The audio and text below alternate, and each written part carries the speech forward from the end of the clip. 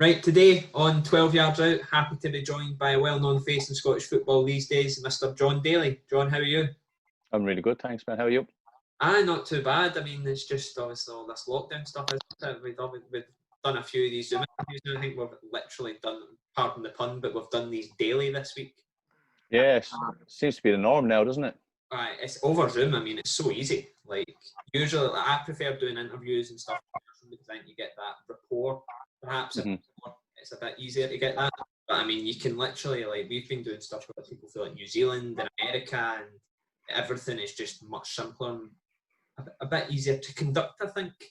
And, Yeah, I can imagine. I can see it. I can actually see it continuing beyond the lockdown once everything lifts. I think people have realised how easy it is to connect with people from all over the world now. And I think if you had shares in Zoom before this lockdown, and you'd be a wealthy man now at the end of it. Where was Zoom? Was Zoom about before lockdown? Yeah. Zoom's been around for a while, but it's always kind of been an academic type or a business type thing. It was a business version of Skype, really. Right, well, I'm using it very well now, but less about Zoom. We're going to talk a bit about your career, a bit about Scottish football in general, starting with your time at Stockport, to take it back to that period. Obviously, you're from Ireland. How did sort of that transition go to moving into was it still called the Football League then? Sorry, I lost you there for a second. Was it still called, see when you obviously in Stockport, was it still called the Football League and stuff? Yeah, well, I think if I remember correctly, the Premiership would have been gone, but I'm not sure if it was called the Championship. I think it was, I think it would have been still Division 1, Division 1, Division 2. Stockport were in Division 1 when I went there. So basically the Championship now. I moved away at 15. I went across on trials. There was a scout called Austin Spey had come across. And I went across on trial with Keith Fahey, who ended up going to, I think it was Arsenal he went to.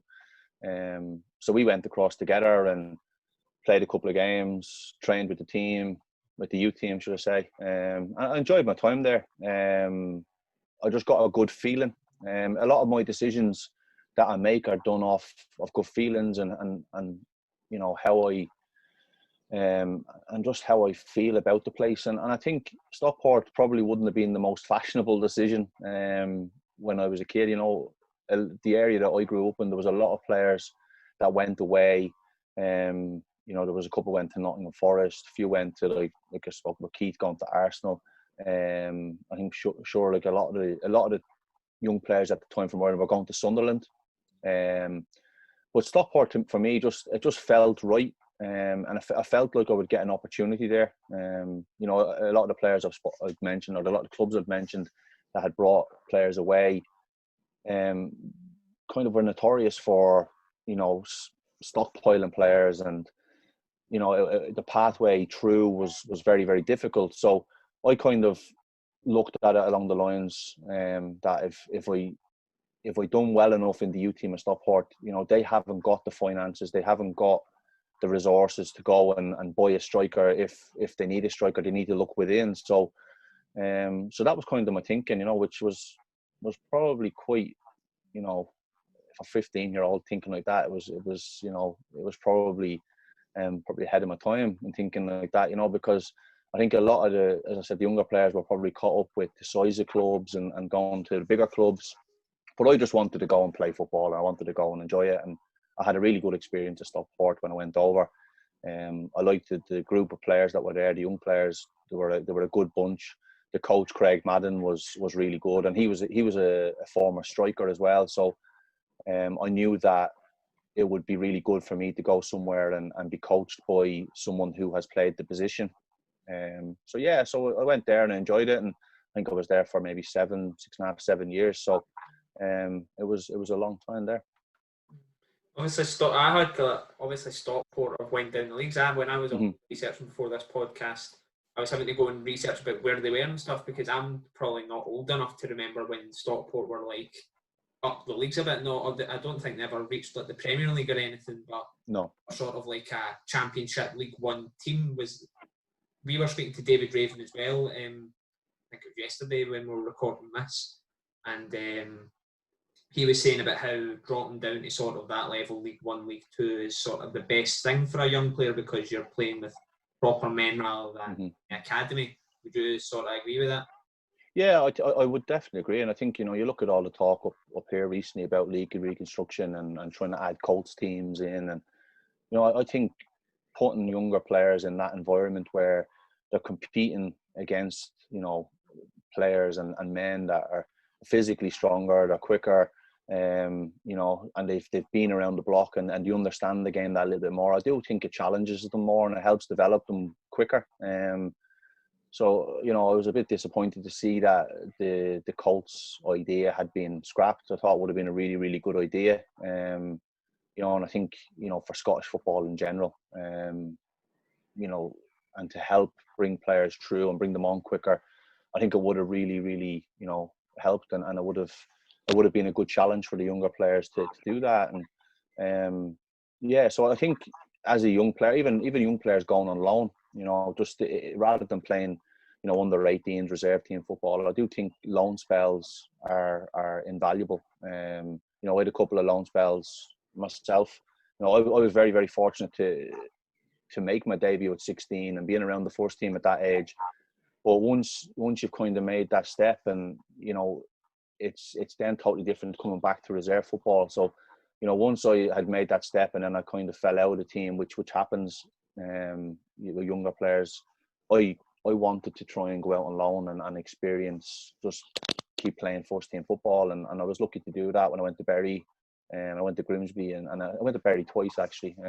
Once when I was at Stockport, once when I was at Hartlepool, and I went to Grimsby as well. So them loan spells are fantastic, and they're great experiences. They're just different experiences for you because you're going into different changing rooms, and you're dealing with different players, different types of mentalities, and so yeah, I think it is really, really good to experience that as a youngster, and the quicker you can get in there and play first team football or men's football as such is it's only going to help you and make you, in my opinion, it's only going to make you better.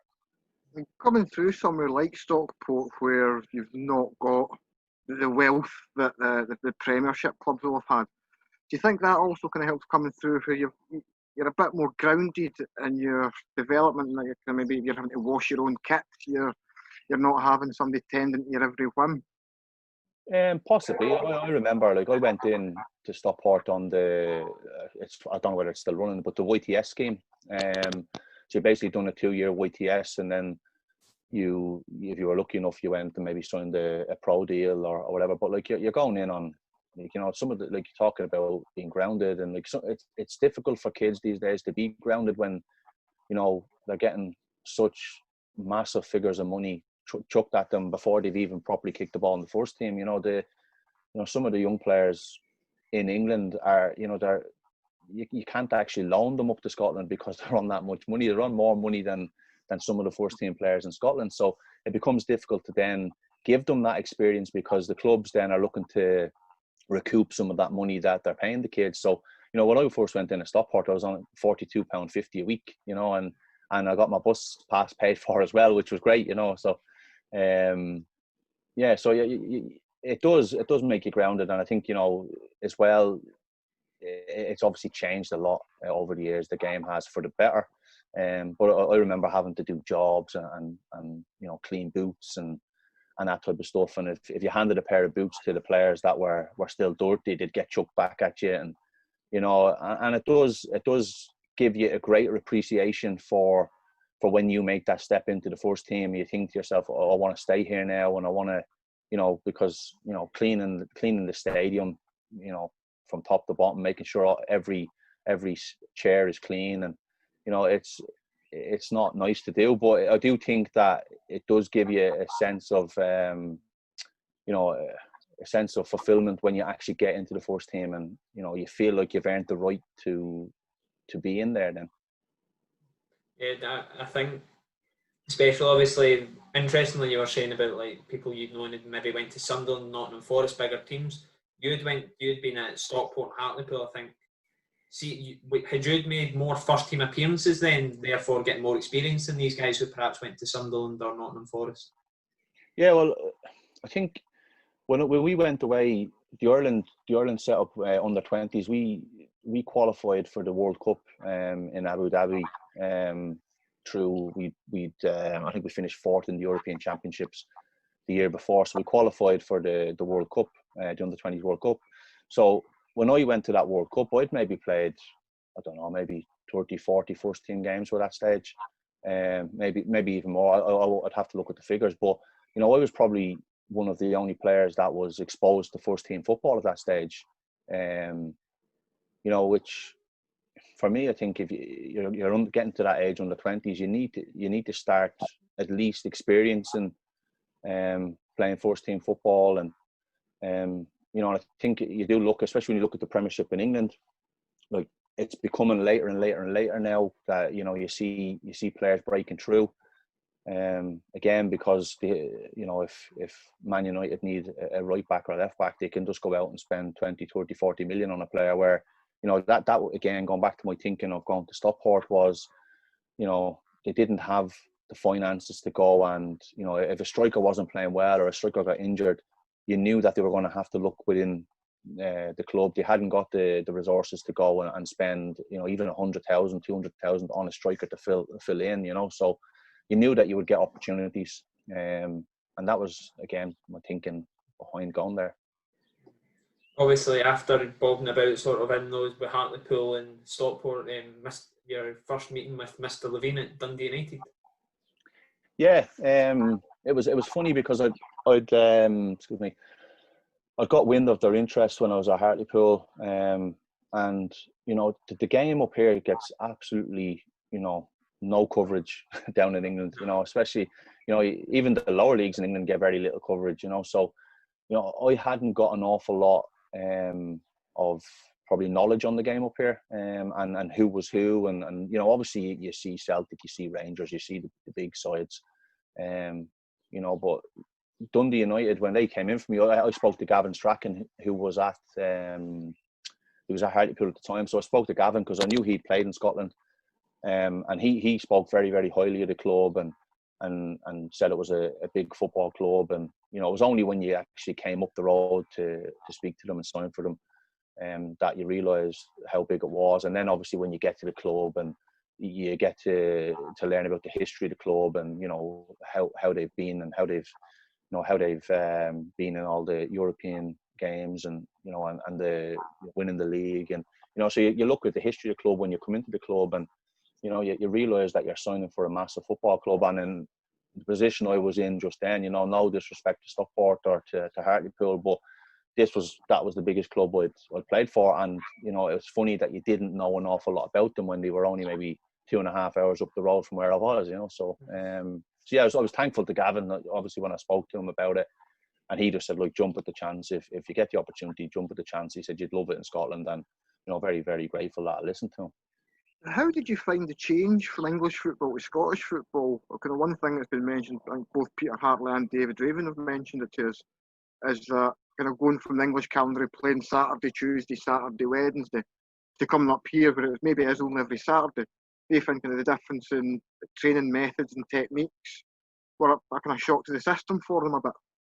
Is that something you could also find? Yeah, I can see that, because as you said, you're used to playing Saturday, Tuesday, and it just becomes it's more about the game. You're playing games constantly, and it's more about just making sure you're match fit and you're fit to play.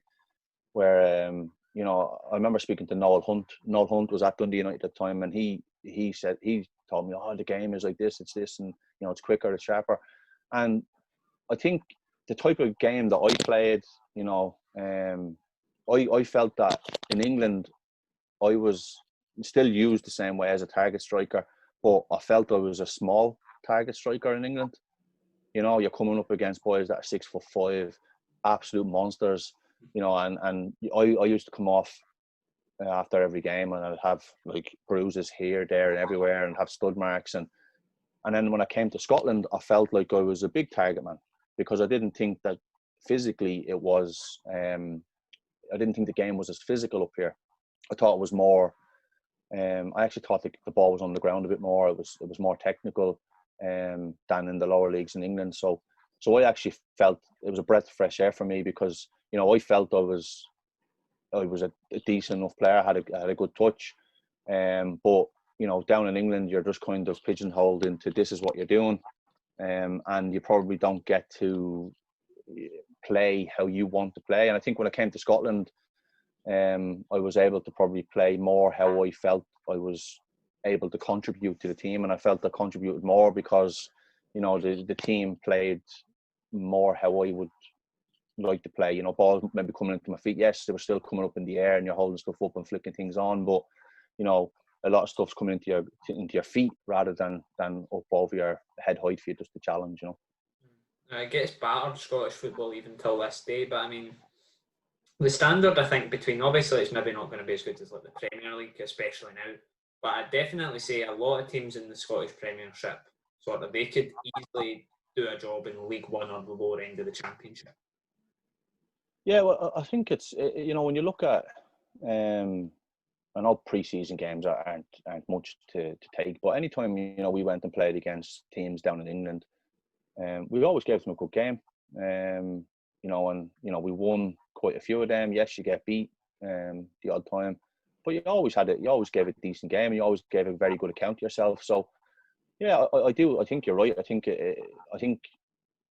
obviously being from Ireland, we're the same. You put yourselves down a lot, and the game, it's always very easy to see the negatives, and you don't look for the positives probably as quickly as you do for the negatives. And I think the product can be better. I think we all know that, in terms of how it's portrayed and how it's put out there. I think that probably comes down to the league size. For instance, you've got 12 teams, you're playing each other 3-4 times a year. It can become a bit monotonous as a player. I'm sure it's the same for the fans. So again, going back to this whole reconstruction, it's disappointing that it would have been nice to see something put a bit different when we come out of this lockdown. It's just the ongoing debate, isn't it? Like, calls. It just I was talking about this the other day as well. We're only as we record this, 6 weeks away from the start of the season, and that it's not even the start of the season itself hasn't even really been spoken about. It's just been this constant rage between clubs and statements and the SPFL, and it just seems to be keeping going back and forth. Yeah, well, I think it will until something is resolved outside of football. The courts make a decision, and again, I think I'm going to keep, but it's disappointment that there couldn't have been something done.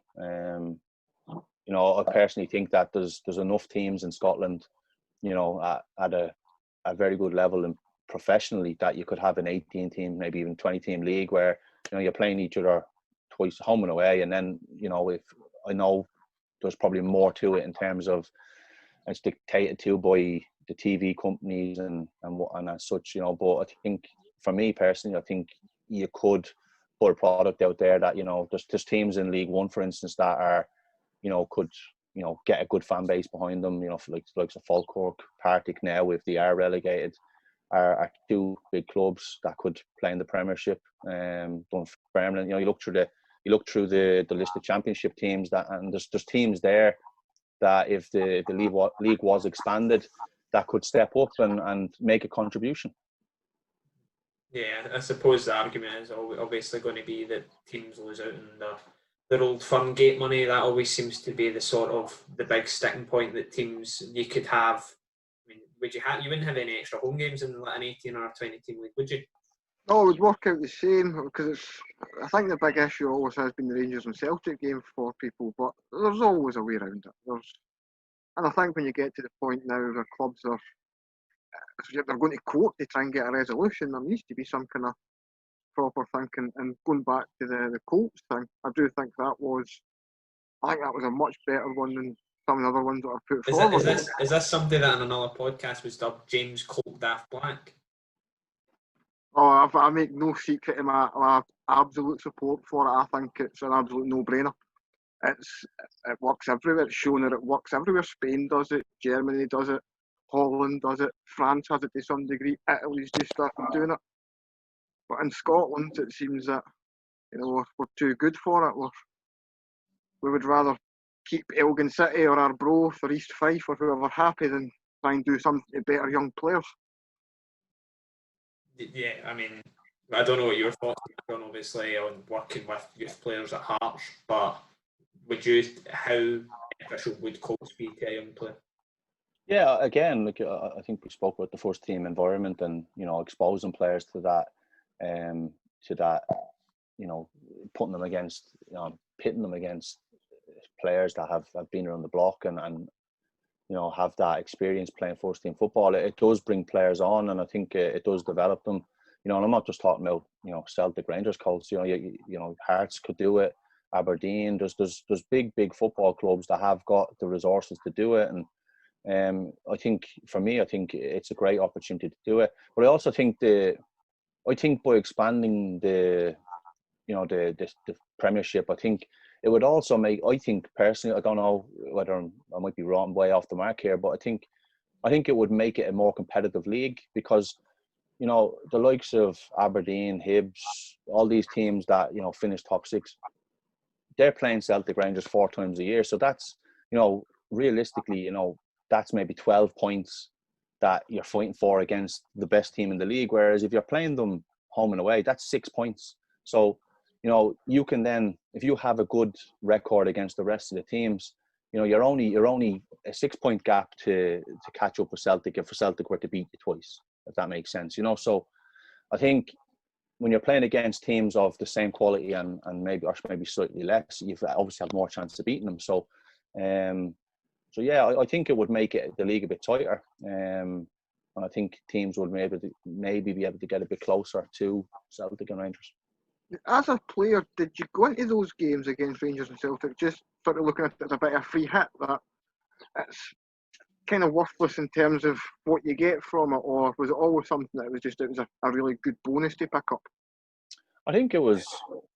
Yeah, you're playing against these teams, and you know that they're better teams, but on your day, that if you perform on the day, you can beat anybody. And I think especially at Dundee United, we felt we had a squad of players that if we performed to the levels that we knew we could perform to, we could match anyone on the day. And I think we beat Celtic and Rangers on numerous occasions, and but it's doing it consistently, and it's doing it over the course of the season. And that's why likes of Celtic and Rangers and the bigger teams finish where they do, because they're consistent with it. And I think when we had quite a lot of young players that as I said, on their day they're excellent, but then you maybe get that every 3 games you get performance out of them. So yeah, you went into them. I always went into every game that I played, and I know I'd imagine my teammates were the same, that you go in with an optimism that you can win the game.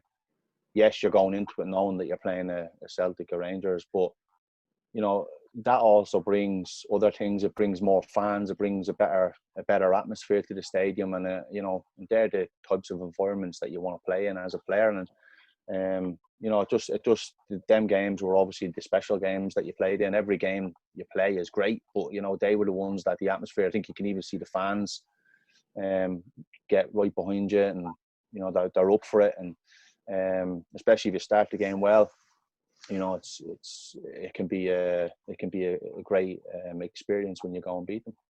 Especially with the team like you had at Dundee United, sort of during that time. Like some of the players that sort of came and went, you obviously had like big Dundee United players in terms of what they meant to the club, like Jon Daly. But then you also had players like Gary Mackay-Steven, Stuart Armstrong, even Nadir Chifchi for that season. He did really well. There just seemed to be something about that team that obviously he's went on to win the Scottish Cup and stuff, but that seemed to be a real golden period in sort of the modern era for United. Yeah, I think a lot of us were a similar age, or we were in and around a similar age, and you kind of had like Johnny Russell and Barry Douglas was probably just after that, but you had players coming through as well, that coming through the youth system that we all kind of knew about. I think that was the thing about the club. Like it was really close knit, and the players all got on really well. There was no cliques, or there was no sometimes you go into changing rooms and, there might be a group of players that get on and there's another group of players that get on. But we all genuinely got on, and we all had, it was just a really good vibe and a good atmosphere in the changing room then. And that's a credit to, to the manager, Craig, and to Eusty, who then obviously went on to take over after him, and to his staff. Gary Cork was there at the time as a first team coach. Paul Hegarty, who was obviously an absolute legend at the club. You had someone like him who was around all the time, who would tell you stories about the good old days, and it made you want to do well for the club, because as I said, the history of the club is fantastic. And one of my biggest regrets is that we never actually went and qualified for the group stages of Europe, and we were obviously very close the year that AEK Athens knocked us out. But yeah, that's one of my biggest regrets, because it would have been fantastic to experience that. We obviously had the European nights in the qualifying stages, but it would have been an unbelievable experience to sample that in the actual group environment. Mm-hmm. There was a couple of squads around that time, I think, they were doing quite well and sort of pushing I know Aberdeen done quite well, mm-hmm. sort of just before the turn of the decade, and then Mull were also doing really well in Europe around that. Even St Johnstone seemed to be having their European leagues. That period, they seemed to be really good for like some of the smaller teams in Scotland, or some of the teams outside of Glasgow in Europe. Yeah, I think, I've seen he's had Xander on recently. He was talking about obviously going pitting himself against Bayern Munich and that, and that's the experiences that you want to have as a player. And as I said, we were really close against AEK Athens. We got beat 1-0 at home, and then we went out there it was actually pretty similar to now. With the whole stadium situation, there was something up with their stadium, so they were trying to play the game at, I think, one of the rival stadiums. I don't really remember the story, but the rivals fans went and wrecked their own stadium because they didn't want AEK Athens playing there. So it was absolutely crazy stuff. So we ended up playing at Olympiacos, which unbelievable stadium, but they wouldn't let any of the fans in because they felt that the home fans or the AEK fans would have, absolutely had carnage there and wrecked the place. So they wouldn't let any in. So we ended up, I think we had maybe 400 or 500 United fans just right up the very back of the stand. So that was surreal, to say the least. It was a weird atmosphere. But we went 1-0 down in that game, so we're 2-0 down on aggregate, and probably looking like you're going to go out. And I came off the bench and scored to make it 2-1.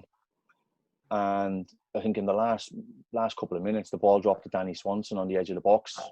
And he's probably the one that, of all the players in the team, you want the ball dropping to anyone, you want to drop into Swanee because he has that quality.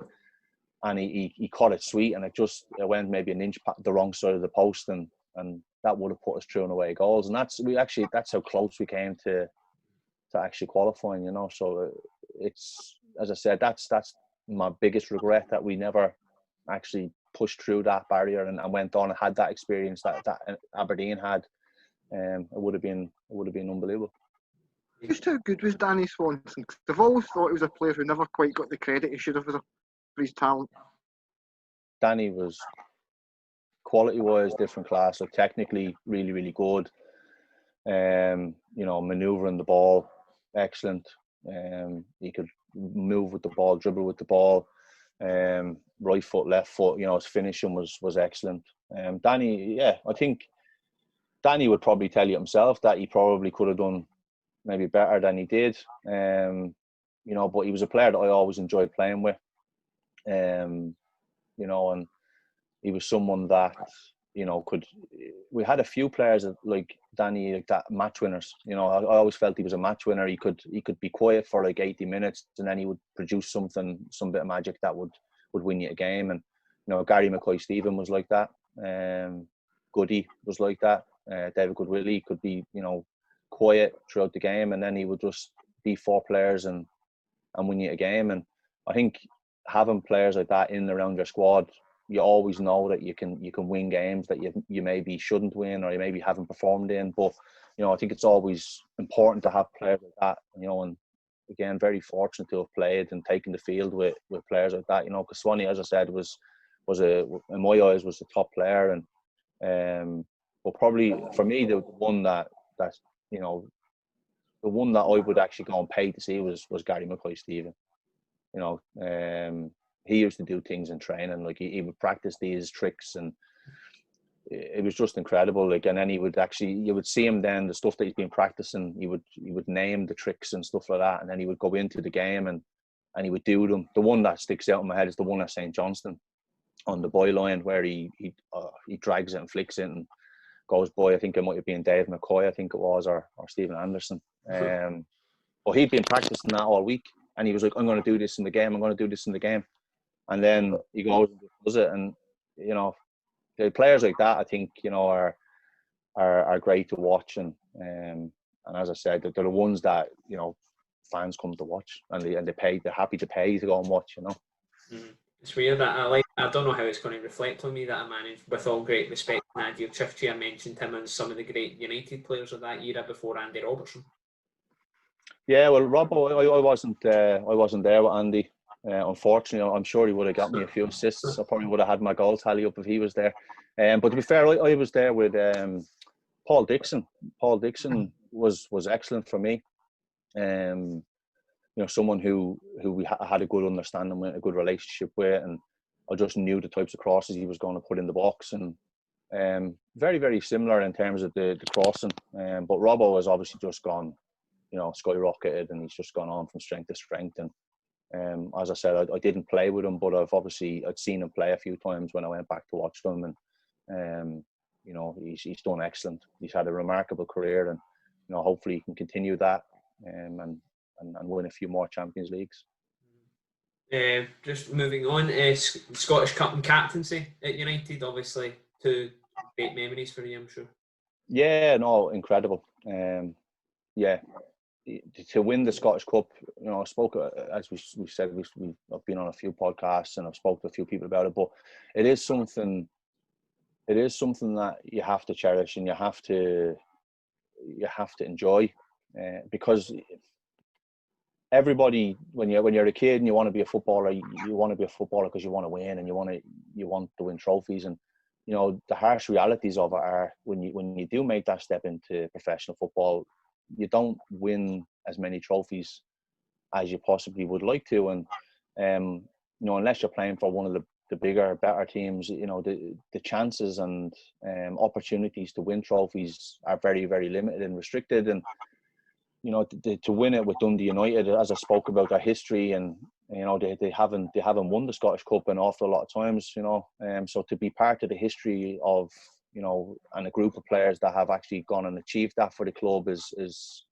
incredible, and it's something, as you said, that will live with me forever. And then to, you know, the following season, then to be asked to be captain was a great honour. Obviously Lee Wilkie retired. You know, he was a proper captain, you know, a real leader, and someone that, you know, everybody respected in the changing room. And it was unfortunate that he had to retire through injury, because he's another one that, when you look at players you've played with, he was immense. You know, and probably due to his injuries, he was restricted at probably the level that he could have went on to. But for me, he could have played in the English Premiership if he hadn't have had the injuries that he had. But yeah, so when he retired, and obviously Andy Webster went back from his loan spell, the captaincy became available, and Eusty called me in the start of pre-season and said he would like me to be his captain. And as I said, it was a fantastic honour. There's been numerous unbelievable captains there, and as I said, when you go to these clubs, you look at the history and you see the players that have been before you, and you know, to be asked to step into that, you know, role as captain was a great honour and fantastic, and one that I was very proud to do. And you know, so it is something you look back on and with great pride, and you know, something that I've enjoyed. I did really enjoy doing. See, just with the Scottish Cup stuff, right? Obviously, there's a few players like yourself that have perhaps done these things, and things like this, they'll always be asked about it. What I've always wondered is, do you ever get tired of speaking about winning the Scottish Cup? Or no, because it brings or would back. You just want to paint it on all the walls? it just brings back great memories, you know. And I think when you're actually playing the game, you probably don't appreciate these moments. And I think it's when you retire, you know, there's not saying there's not many, but like there's probably more low points in your career than there are high points. And you know, and it's how you overcome them low points that, you know, that help you progress. And but you don't, again, going back to, you know, like looking at positive and looking at negative things, it's very, very easy to look at the negativity and to look at the negative performances in your game and over your career. But like moments like that are few and far between. And you know, I can still remember the song, you know, the one from Black Eyed Peas, I Got a Feeling, you know, that's the song that was around the time. So anytime that comes on the radio, that brings me back to 2010. You know, and again, going and enjoying it, like we all got on really well. So like we had an unbelievable weekend after that. What the celebrations were incredible. And then we had Danny Granger's stag do like the day after the open top parade. So we basically had myself, Conway, Goody, Swanee, we all went on this stag do, and it was just like a week of celebrating the Scottish Cup. I actually got a henna tattoo of the Scottish Cup on my rib cage, which I sent the picture to my wife, and she was saying, "You better not have got a tattoo." But I got like a henna tattoo that obviously came off about 3 weeks later. But yeah, no, it just brings me back when you're talking. It just brings you back to good times, which, you know, it's always good to remember. That's great. Imagine if you'd got a real one. That'd have been even better. It probably would have been, but I've no tattoos at all on me. So you know, I think we'd been out for a number of days drinking, and I thought it was a good idea to go and get a henna tattoo. And I'm glad I still had that frame of mind that I didn't get the real one. I think the fact that it's a henna tattoo just makes it so much better. Yeah. No, it was to be fair, the boy done a great job. It was a really good replica of the Scottish Cup. So, if you're ever wanting a tattoo, get yourself out to Ibiza. Fair enough. I mean, the more you know, I suppose. Obviously, after United, it was Rangers. How did again? I think I was what age would I have been? I think I'd been maybe 12 or something when you made that move. Right. Okay. So I remember it well. So, how did that come about? First of all, was it? So, yeah, look, I hadn't made any plans to leave United. I was obviously captain. I was enjoying my time there. I think I was coming up to 6.5 years. So I hadn't really made any plans to move on. So obviously my contract was coming to an end. And I'd been speaking to the club about extending it. And I got offered a year extension. Now, I just scored 20 plus goals the previous season. I was doing quite well this season as well, or the season coming up to the end of my contract. So I kind of felt that I warranted a longer term contract, and I was looking for 2 years. You know, obviously from the club's perspective and their point of view, you know, I'm coming up to 30 years of age. They're probably thinking we don't want to offer someone who's coming to that age, who's had the injuries that they've had. They don't want to offer anything over that. But I felt good. I felt in the best shape of my life. I felt fit. I also felt that, like, you know, my record for them 2 seasons, in terms of not necessarily my record of goals or but my record of appearances, in terms of I was fit for nearly every game. So I think I felt I showed that I was fit and I was in a good place. So I thought I warranted an extra year on top of the year that they'd offered me. So I decided, I spoke to my wife, and we decided that we'd just let the contract run down and see if anything came up. I knew I was in a good position because I'd had 1.5 good seasons up until that point. So yeah, we just played the contract down and seeing what came up. And once you get to January, then you're allowed to maybe start talking to other clubs. And I got a phone call off, I'm not sure, it might have been Eusty actually, because he'd left at that stage. And he just said that Ali McCoy I'd rang him asking him about me, type of character, player, etc. And would I be open to speaking to them about going? Now, I would, going back to the year that we won the Scottish Cup when we beat Rangers, the you know, the way Ali conducted himself after that game always stuck in my mind. You know, they got beaten in the 89th, 90th minute to stop them basically going on to have the opportunity to win a treble. I remember. Yeah, and to be fair, he was remarkable. You know, we'd obviously celebrated on the pitch, and then by the time we came down the tunnel, he was still standing there waiting for everyone to shake all our hands to congratulate us and wish us all the best going forward. And that just kind of knocked me back, because I didn't expect someone of, you know, of that caliber to wait and wish us all the best, you know. So it's something that I've taken on with me, you know, into coaching, that, you know, regardless win, lose or draw, I'll always wait and shake the opposition's hand. And I just felt that when I spoke to him about going there, I just had a lot of time for Ali. And obviously the club is massive, you know. When you come up to Scotland, you don't even have to come up to Scotland. You know, everyone knows who Glasgow Rangers are. So yeah, it was a fantastic opportunity. Yes, they were in the lower leagues. I get that, and but you know, to go and play in front of 50,000 people at Ibrox every second week was an unbelievable opportunity, and something that I just couldn't turn down. So yeah, I was delighted to go there. I got offered a 2-year contract, which is at that stage of my career, which I wanted that bit of security. You know, a lot of people were probably negative about the move in terms of, you know, I probably could have stayed in the Premiership, and I probably could have. You know, I probably could have looked about in the Premiership, but I didn't have any offers from the Premiership. So, and I know a lot of people had spoke about trying to go to England, but again, you know, I didn't have. I mean, I think Fleetwood had showed an interest, but they never actually pursued that. So, in terms of 2-year deals on the table in front of me, that was the one that I had, and you know, I was more than happy to go there, you know, to go and take the chance of working with someone like Ali McCoist. Ali McCoist, for me, like, obviously, perhaps you're biased, James, but I think what shows most about Ali McCoist is that even like Celtic fans, for example, think, or at least the ones I know, think he's a proper good guy. Like, he comes across really well in pretty much everything he does, I think. The nicest man in football.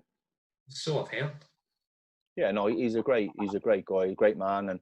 And when I went there, and my father was he was diagnosed with cancer. Probably, you know, he had maybe had it 6 months, a year before I went there, so he wasn't in a great place at that time.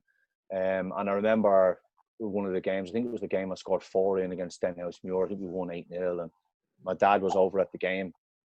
And Ali was like, make sure now you bring him down and you see him and you introduce him. So after the game, you know, we went up and I knocked on his door, and he was like, oh, yeah, brilliant, bring your dad in. And it was actually like, you know, it was funny because even before the game he came in, he says, now, don't forget to go and get your dad after the game. And you kind of think it's a throwaway comment, you know, when you mention that your dad's coming over. But he had a genuine interest in each of his players and everything that they did and their families. And, you know, it was just great, because when I went up after the game, got my dad, and he was in a wheelchair at that stage, so wheeling him down, and you know, and then Ali came out, and you could see my dad was absolutely over the moon and delighted to meet him.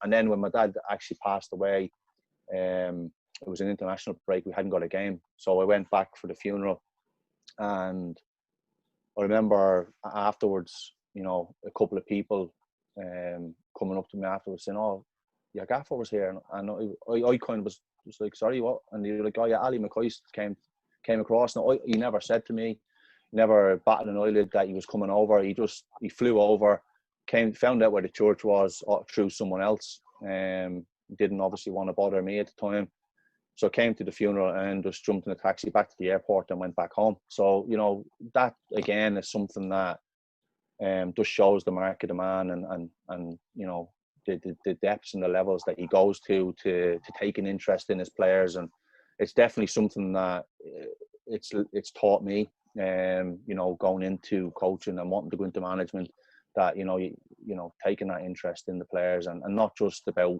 when they're in the building for whatever hours they're there. It's taking a general overview of everything that they do, and having shown that care and interest in them. You know, I think that does go a long way.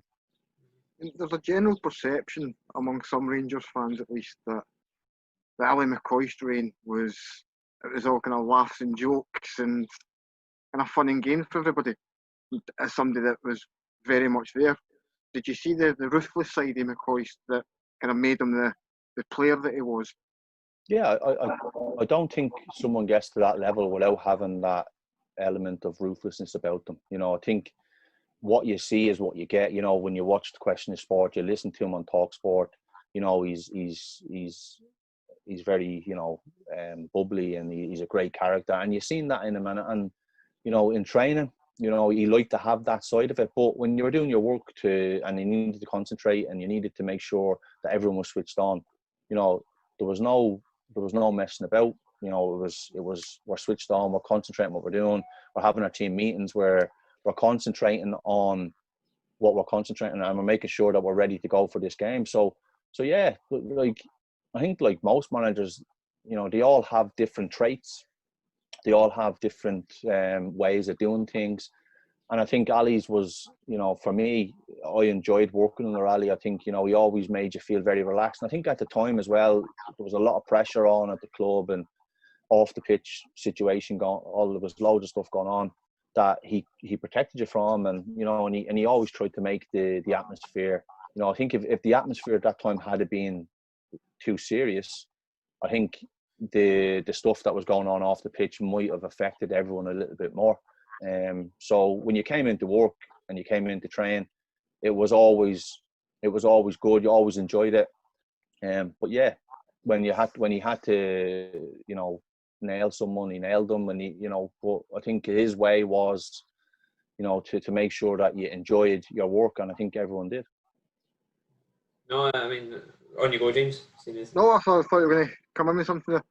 I mean, your time at Ibrox, obviously the club was a basket case and everything, but from a football perspective, how did you find the football side of things and the kind of playing at Ibrox with 50,000 fans there every week and then going to the smaller clubs where every game is a cup final for them?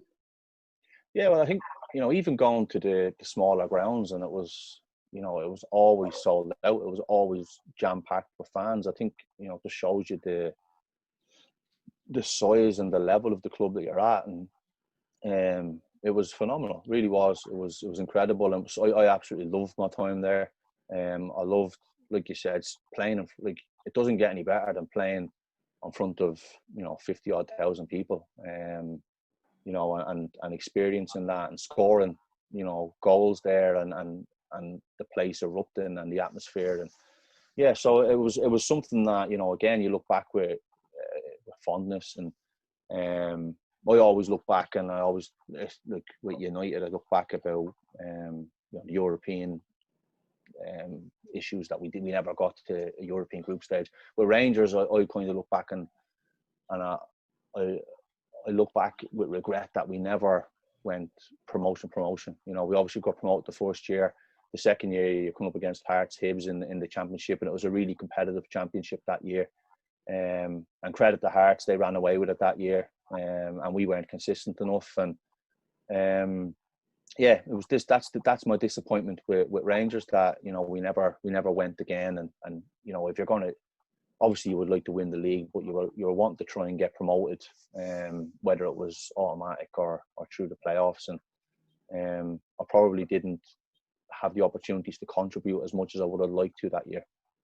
In that second year, obviously everything started going a bit, well, it went absolutely crazy come December with McCoy's resignation and everything else. Did you get a feeling that was the beginning of the end for you, and it was time to kind of start looking as to the next move? I think I knew it was the end when it was getting reported I was injured when I wasn't. So, and I wasn't in the squads. Yeah, so I think I knew. I think I gathered quite quickly that was coming to the end. And I was told that I could just stay at home and stuff like that. And I became a really keen cyclist then. I think that was the first time in about, probably since I was about 12, I was below 90 kilos. Because I'd been out cycling. I was ready to join the Tour de France. I was out cycling that much. Is that something that just came out of the blue, or? Yeah, well, I think obviously you had all the players coming in from Newcastle, and Stuart McCall. I think when he first came in, he said that everyone was going to get an opportunity. I think I'm probably the only player in the whole club that never got game time under him. but yeah, look, it was disappointing because, as I said, I was comfortable that, you know, I was surplus to requirements, and I understand how football works.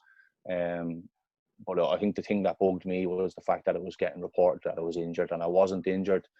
Because then that kind of affected me trying to get my next move. Because any time you spoke to, I hadn't got an agent or as such at the time. I kind of just, you know, if someone was going to help me, I was quite happy for them to do it. And if they got me a club, they could sort a deal out for me, no problem. But the word I was getting back was that most clubs were a bit reluctant because of my injury problems. And you know, for the 2 years at United, for the first year at Rangers, I hadn't really had any issues. I had a little issue at Rangers where I needed to clean up, but that was, you know, standard for someone of my age and the issues that they'd had. So yeah, it was frustrating because I still felt I could contribute, and I still felt I could make an impact and help. But obviously, it was probably decisions that were made that I couldn't control. So that's one thing I've kind of learned over the years is, you know, you can only control the controllables. You can't control other stuff that's going on, and, you know, getting caught up with situations that aren't your decisions, then you know, you're wasting energy on them. So but yeah, I was disappointed with that, and it did kind of hamper me with my next move. I'll not bring up the playoff game again, I don't think, James. No, I will just, that playoff game doesn't exist, Ben. You've got a thing about that. It was just the absolute. I can mind just sitting in the stand. I know I said I wasn't going to speak about it. I'm going to speak about it a wee bit. It was just obviously the one at Ibrox, Mull going win 3-0. Even though it was weird. Even though Mull were the Premiership team, it was very much favoured in Rangers. That it was almost like a foregone conclusion. Oh, there we go, Rangers on the playoffs, easy days type thing. And then the game at Ibrox, Mull. I don't think you'll ever see Mull win a game like that at Ibrox ever again. And then the one at Fir Park was even stranger. Just like it's because in that game, well, Rangers were on top for the first half, and then that Marvin Johnson goal is just one of the most bizarre things I've seen live at a sporting event. It's just all, and then also the BLL Moshney stuff at full time. That just seemed to cap off Rangers' season that year, obviously and then obviously Stuart McCall being the manager. It was just like, wow, you literally couldn't write a better script. You got it out your system now, aye? Aye, just a bit, aye. I obviously retired, but Ray, how was that spell? Obviously, did you have a feeling that was sort of you coming sort of the end of your playing days? No, like, as I spoke about there, when I was leaving Rangers, I was kind of looking. I had an idea that, like, I was coming up to 33. I'd always had, I don't know, most footballers have 35 as the age in their head, where, you know, get to 35 and we'll see what happens. And I was coming, when I was leaving Rangers, I'd always wanted as a player to experience going abroad. So I kind of started to put feelers out to see if there was any opportunities to maybe go and play abroad for a couple of seasons, and then obviously just reassess and see where you're at. And I actually went out to South Africa for a week. I trained with and played games with Bidvest Wits, the team that Simon Murray was at. Yeah, so Keegan Jacobs was out there at the time as well. He went out the same time as me. I think he ended up signing. But yeah, so I went out there kind of with the mindset that I would go out to South Africa for a season, 2 seasons, and leave my family here. The money that was being kind of talked about was, you know, you can't turn it down.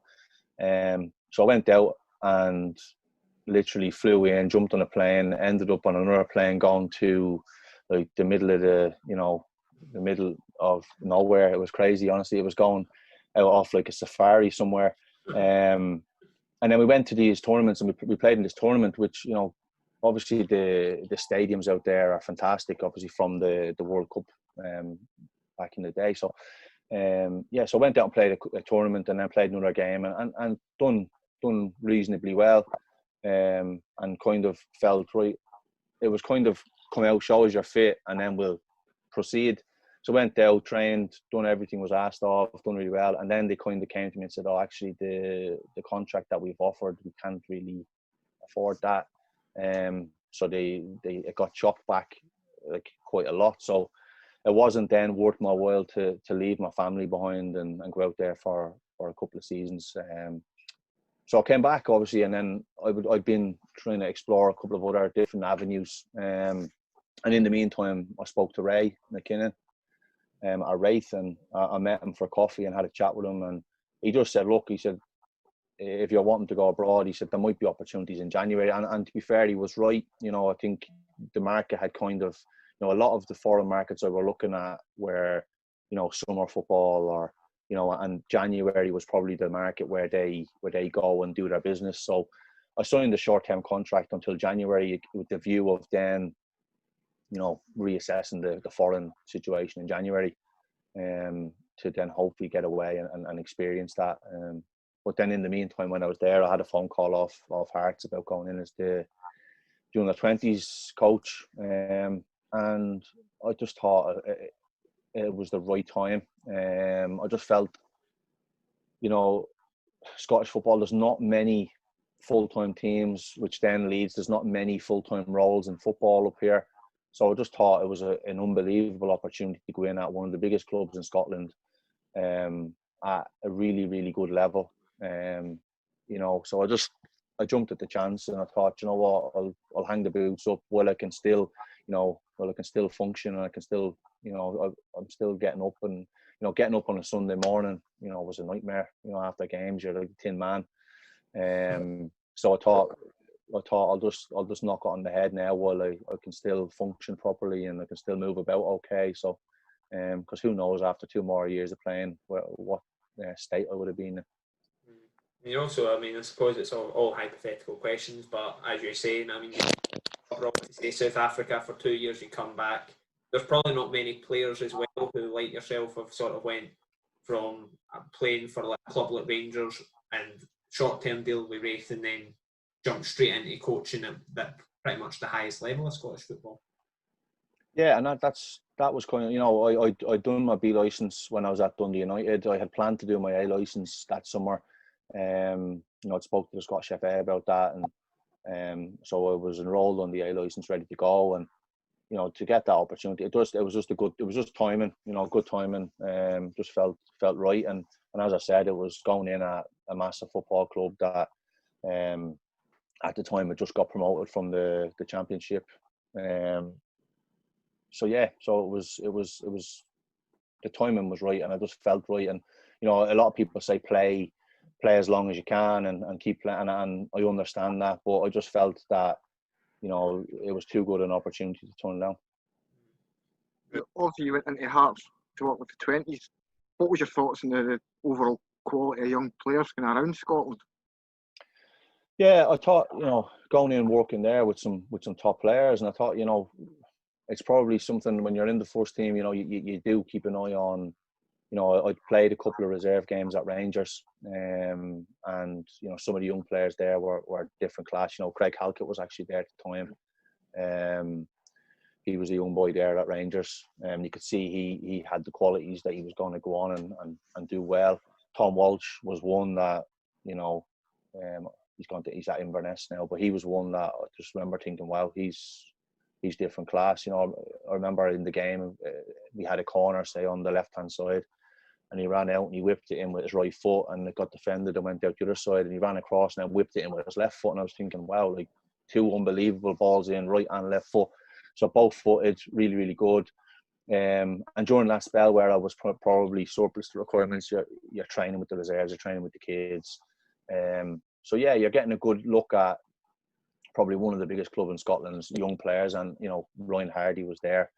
As I said, Craig Halkett, Andy Murdoch. There was really good players there, really good technically good players. Charlie Telfer, should I say? Charlie Telfer was there, so you could see there was good quality. And then going in at Hearts, you know, there was some top players there as well. I was very fortunate to work with some good players.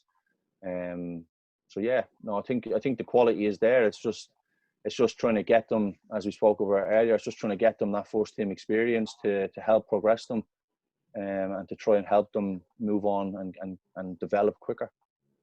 I mean, just going back to getting that first team development chance, I always go back to, I remember Rangers Colts played against, I think it was Stennismuir in the Challenge Cup, they lost 3-1, and Craig Mulholland said after it, these boys will have learned more in that 90 minutes than they will the whole season in development league seat football. Yeah, well, we had that at Hearts when we, when I was with the 20s. We obviously went into that cup as well, and we played Stirling Albion the first game, and we were 2-0 down at half time, and we came back and won 3-2. And you're right that they get so much out of that playing against a first team, and then then you go up to Elgin and you play Elgin in the next round, and we got beat 2-0, and we actually did really well. And you can see the disappointment on the players' face. But you're trying to say to them, like, you've played against a team that, like, Elgin were flying in their own division at that time, and you're trying to say you're playing against boys that have been there, they've done it, they're used to playing in these matches. So you've got to take as much as you can from it. And you're right, that little run, and the following season, then they went on again. I think Andy Kirk was in charge of them then, and then they've learned from that experience from the previous season, and they've gone a couple of rounds further. So I think you have to look at Rangers this year, or should I say last season. They got to the semi-final of it. So, or they might have even got to the final. I need to check on that. But yeah, they did really. Yeah, they got beat off Inverness, who were a top championship side. So it is a great experience for them. And I think the more we can expose the players to them situations, the better it is for their development. On the coaching side of that, do you find that you also kind of develop a bit more where it's games that have consequences? You've got fans on your back who've paid for the privilege, compared to the kind of, I don't want to say sanitised, but the neutral venues of academy games and training grounds and that kind of environment. Yeah, well, I think when you're playing like the academy football, you're obviously focusing on their technique, and you're wanting them to concentrate on maybe patterns of play, and it's probably I wouldn't probably maybe manufactured is the word to use. It's we've got a goal kick, we're going to play out, we're going to do this, we're going to do that, and it's probably it's a lot easier to do that in that environment where there's no real pressure, there's no real stress on the team to if a player makes a mistake, that's fine in that environment because they're learning. But when they make that mistake in front of 20,000 people at Tynecastle or 50,000 people at Ibrox, them 50,000, them 20,000 people are going to tell you about them, and they're going to let you know about that mistake. So it's hard to generate and recreate them situations. You want the players at the younger age to make the mistakes, because for me, that's how you learn. You learn from the making mistakes. You learn from failure. You definitely 100%, you grow from that. But it's hard to recreate them situations unless you actually put them in them situations. And I think when you put players in at first team level and they make a mistake and it costs you 3 points, they learn a lot quicker than they do playing at the Orium against whether it's against Ross County Reserves in front of 150 people, where it's not really cost them anything. It's maybe it's just normally mums and dads in a lot of cases. Yeah, so I think when you put the players in them situations, and the Colts one was great. The tournament was great because if they make a mistake at that level, we had against Elgin, one of the players made a mistake and led to the first goal, and then effectively you go and get beaten, you're knocked out of the tournament. So they learn more from them situations than they do making a mistake at academy level. Obviously your spell at Hearts is you joined after they'd been promoted to the Premiership, a very turbulent time, sort of, especially after Robbie Nielsen's departure. How did you sort of find your time at Hearts? No, I loved it there. Again, trying to take as much as I can from everywhere I've been, and Hearts, as I said, fantastic football club, and great people there. When I first went in and I met with Anne and I met with Robbie and Craig and discussed the role, great people, and got really, really good vibes. I've obviously known Robbie from playing with him at Dundee United, knew Craig from Dundee United. I didn't know Anne, so it was my first time meeting Anne, and I got a really good impression of her when I met her. So that obviously helped with the decision making in retiring when I did, and going in there. It was really good. Like as you said, the team had been promoted the season before, so it was like 6 months in. 6 months into that first season when I went in, and the place was on a high. It was good vibes. Robbie was doing really well, but there was always that, I suppose, niggling feeling from outside that Craig was probably having more of an input than he was, and that was probably always hanging over everyone. And I was gutted for Robbie when he left, and he'd done really well, he'd done fantastic, but a lot of the fans had kind of turned on him at that stage, and but he left the club in a fantastic place, second in the league. I think his last game they beat Rangers 2-0 at home. Robbie Muirhead got a double. So like Robbie done a fantastic job there, and from my own experience, I enjoyed it. I loved the opportunities. Working at first team level, going in at 20s level was great. It gave me a great insight into the day-to-day dealings of being a coach. And then obviously going and stepping up into that interim position and dealing with the media on a weekly basis, and having to deal with post-match, having to deal with the first team, having team selections, and people knocking on your door want to speak to you because you have not selected them. So these were all situations that you get kind of put into that I hadn't experienced before, and something that I really, really enjoyed, and it gave me that little bug that I want to taste that again. I want to do that again at some stage in my career, and then obviously, as I said, when then Craig came in as the manager, it was great to step in as a first team coach, myself and Liam Fox under him, and to try and learn and listen from someone with that experience. It was great, and obviously disappointed for the manager how it ended for him. Because I think the season prior to that, the team had started really, really well. Top of the league in October, and then it just imploded with the amount of injuries to key players. And I think what it's kind of taught me is that it's really, really important that you have probably the balance of your squad needs to be really good. It needs to be. There's a lot of thought needs to go into that. I think the balance of the squad was probably, it was probably unbalanced in terms of positionally. We probably didn't have enough maybe wide players, and I think central midfield was overloaded, which then when you get injuries to key players and to certain areas, it limits what you can and can't do tactically and with your shape. And so yeah, it was disappointing, and then once you get into that kind of run of when you get into that habit of getting beat, it's hard to get out of. And as I said, I felt for the manager because he never, after that initial 3-4 months of doing really well, I don't think he had the opportunity to put that team back on the pitch again. So it was disappointing, because it would have been really good to see how they could have, not saying they would have went and won the league or anything, but I think it would have been great to see how far they could have actually pushed, and how far they could have went. I wonder, do you think maybe they could have stayed up, sort of, because obviously they have been hit with a load of injuries. Peter Haring, for me, stands out as the big one. Like, he seemed to be that everything went through him in midfield, and he's been out for over a year now since the final.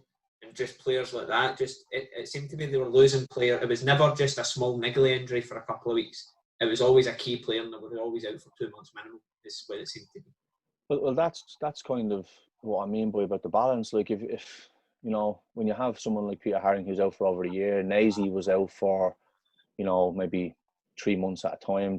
John Suter was out for he's another one that I really feel for. Done his Achilles, came back and done his other Achilles, and like you said, if these players are missing for a week or two here or a week or two there, you can kind of get away with it, because that they're going to be back in your squad and they're going to be back in around the